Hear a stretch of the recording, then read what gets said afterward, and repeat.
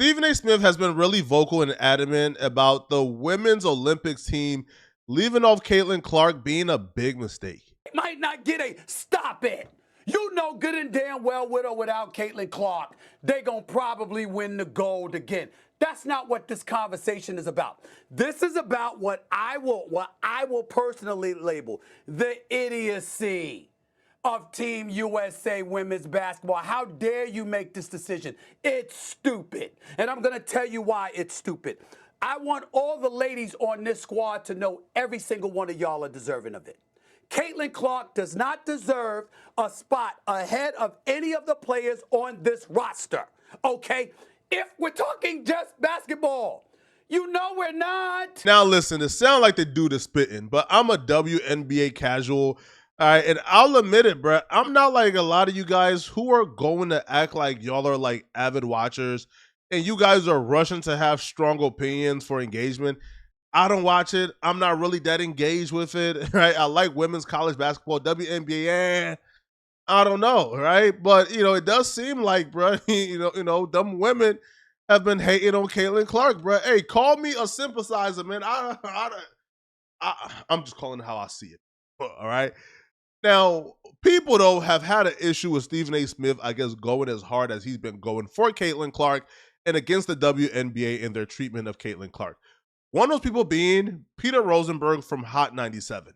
So he has some pretty strong critiques for Stephen A. Smith. Almost like Caitlin Clark has been drafted without her own choice to being like the face of white fragility. People are like, we want you to be all of the concerns we have about white people getting treated, quote, unfairly.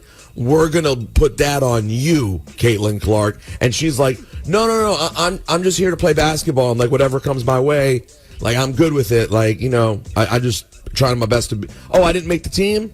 Oh, you know, I'll probably make it next time. That would be cool. It's something to work for. Good luck to the ladies of USA basketball. No, Caitlin. No, it's not that simple. They're trying to hold you back, Caitlin Clark. And that's why Stephen A. is catching the button, because he's jumping in on this train of the Caitlin Clarks not being treated fairly by the world, which is not only unfair, actually, to Caitlin Clark. Not only are you ruining it, like we have something awesome, and everyone is ruining it, but you're also being unfair to all the other women in this league who don't deserve to be treated like props. So Stephen A. Smith does this thing where he acts like fake mad and starts to curse and sounds really cringe and awkward. Now he accuses Peter Rosenberg of like being a white boy who is trying to like turn Black America against them, which I mean, I can see the angle, right? Peter Rosenberg has done such in the past, but I don't think that's, the case here, right? I don't think Peter Rosenberg calling out your defense of Caitlin Clark is him essentially trying to like appeal to the woke mob, and turn Black Twitter against you. Finally having somebody to utilize to ultimately help catapult them. What's the problem? If you disagree with that because you believe it should be purely on merit, that's fine. Hall of Famers have said that. College analysts have said that. Plenty of people have said that. Why the hell would this guy go out there and say to America, yo, Stephen A. is propping Caitlin Clark up as a victim? What, you the white boy now that's gravitating to black folks? And you want to make folks believe, hey, you know something? I mean, this is the latest thing that he's doing against y'all. Is that what this is? You sitting there and you on a station, they playing hip hop music that make you down now? You think you know us better than me? Is that what this is? Peter? If you guys are confused as to why he took that angle or why like he's lashing out with that particular angle, Stephen A. Smith is traumatized. Like he's literally traumatized. He fired his best co-host he had in a while, Max Kellerman, because of this exact same reason, right? Tara Owens came on the show with Stephen A. Smith and Max Kellerman, and this moment right here is why Stephen A. Smith is traumatized and lashing out with that particular angle with Peter Rosenberg. So what he wanted was transparency for people to see the full workout, to see the full Colin Kaepernick. Again, you mentioned obviously Max is going to get in here, and like I said, I'm in the streets. Max almost seems blacker than you, Stephen A. with what he with his coming, with his commentary. With all due respect, my brother, I'm just saying, dog. Wait a minute, wait to finish. I'm just saying. I'm gonna check you right now. You don't cross the line. I'm just saying. Time. Wait a minute. You don't cross the line. Stephen A. Smith hasn't been able to live that down. He even fired Max Kellerman because of that particular clip, because Max Kellerman essentially was like the more socially conscious one, and he had the more Black Twitter-friendly opinions. And saying next to Stephen A. Smith, you come across as, I guess, socially conscious and for the people. So I guess Stephen A. Smith couldn't handle it, and he fired Max because a white man, I guess, appealing to black folks more than him was, out of pocket for him, right? So Stephen A. Smith does this thing, though, which I think is like really weird, right? He starts demanding that before Rosenberg speaks on him, that like he should give him a call. He starts to name people who gives him calls before they speak on him. I don't know why, because I don't feel like nobody, should be upholding to call somebody, right, before they speak on him, especially if you're in the media. Before I give an opinion, I should like call you. Like that's odd to me. Peter, you go on a Michael K show. Caitlin Clark's the sports topic. You couldn't call a brother? You couldn't ask me yourself? You couldn't know what the hell you were talking about before you went out there and said some bullshit like that? Really? Really? Michael K would have called. Don LaGreca would have called. Brandon Tierney would have called. Host of people would have called. Adam Shawn would have called. DJ Envy would have called. Charlamagne the God would have called. Ebro would have called. Here's the funny thing. Ebro was talking trash about Stephen A. Smith on that very same morning show that Rosenberg, I guess that soundbite came from.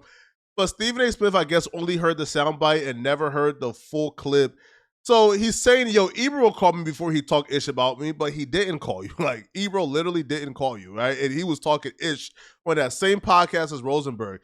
But even if he was, like, nobody owes Stephen A. Smith a call before they speak on him, bro. Like, this is just insane. This man with the bud. Wow. I love you, Steven. Peter. Yo, Steven, Ebro talked ish about you yesterday and didn't call you. What are you talking about? I've sat next to Michael and Don as they've talked about you. They didn't call you. I don't know if you know this, Steven. You're kind of big out here. We can't call you every time you're in the news. Nah, don't bring me into it.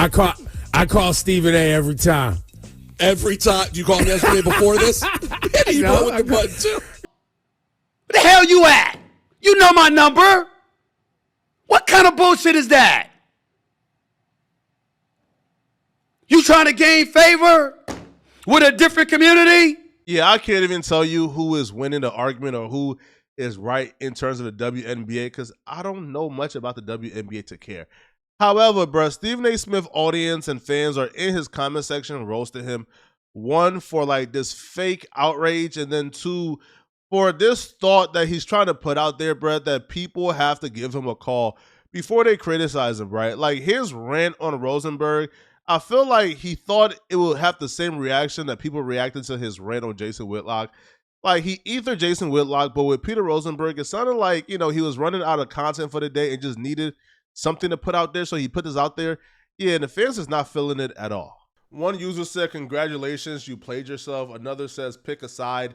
It's cowardly to ride the fence. Another says, slowly and surely, no one is caring what this guy has to say anymore. Another said, Rosenberg was right. Another fan said, dog, like, you going out really sad, fam, which is, I mean, it's the truth, bro. Like this rant was just unnecessary, man. Somebody says, Stephen A. Smith is always in some type of beef nowadays. Somebody says, I don't understand how Stephen A. Smith can talk about everybody else and demand that people call him before they speak about him, which is right. Like, it's just egotistical for no reason. Yeah, Stephen A. Smith took a L on this one, and Peter Rosenberg didn't even need to respond back in a roasting fashion.